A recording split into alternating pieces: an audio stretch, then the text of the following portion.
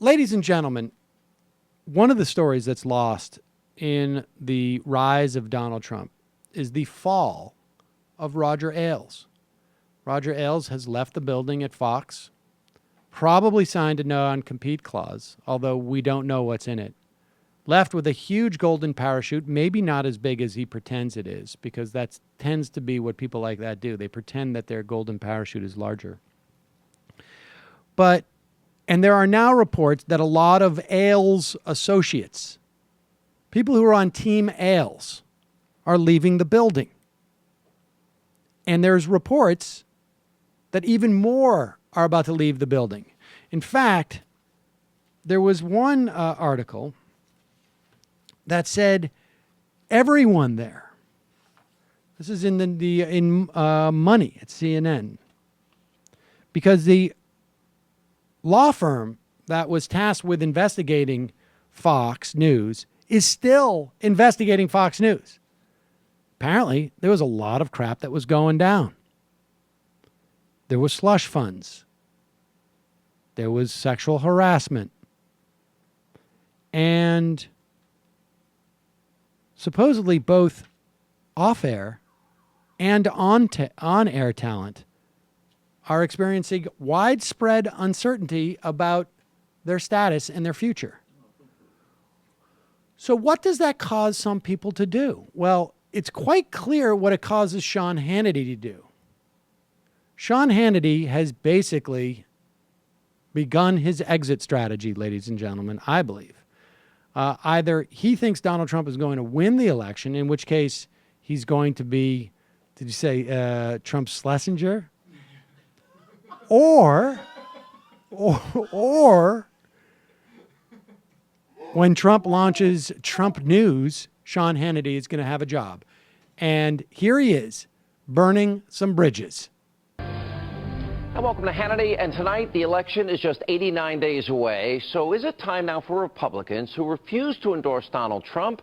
Are they now sabotaging his campaign? Because if they continue to do what they're doing and Hillary Clinton wins, will they be responsible for supporting Hillary Clinton's radical left-wing agenda? Now, these are the people I'm talking about. Time to name names. Bill Kristol, former Governor Mitt Romney, Susan Collins, Jeb Bush, Ted Cruz, Ben Sasse, Lindsey Graham, Meg Whitman, and many, many others. Now, if they keep up their stubborn, their stupid game and continue to lick their wounds, well, this is what they will be responsible for, just to give a few examples. Of course, that would be the continuation of President Obama's disastrous economic policies.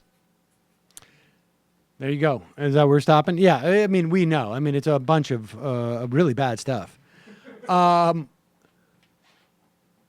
this program, I think months ago, we said what Donald Trump is going to do is he is going to alienate enough of the establishment of the Republican Party so that he can blame them for his loss.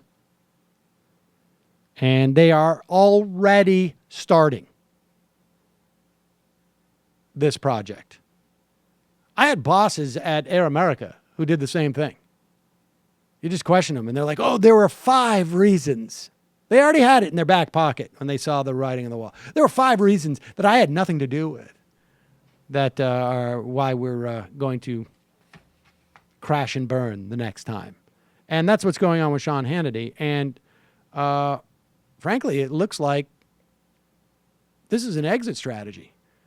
I mean, because I said this on Hayes last night, but everybody in the talk radio industry, everybody knows that Sean Hannity got to where he was in talk radio because of 2 reasons. Rush, Limbaugh. If Sean Hannity did not piggyback Rush Limbaugh, and that's how he built all his stations and affiliates across the country, Sean Hannity would just be the not very bright guy he is. Probably, maybe he would still be on local radio somewhere. I don't know. And it was Roger Ailes that needed someone who was just going to be a mouthpiece. I mean, from Roger Ailes' perspective, a guy like Sean Hannity is perfect.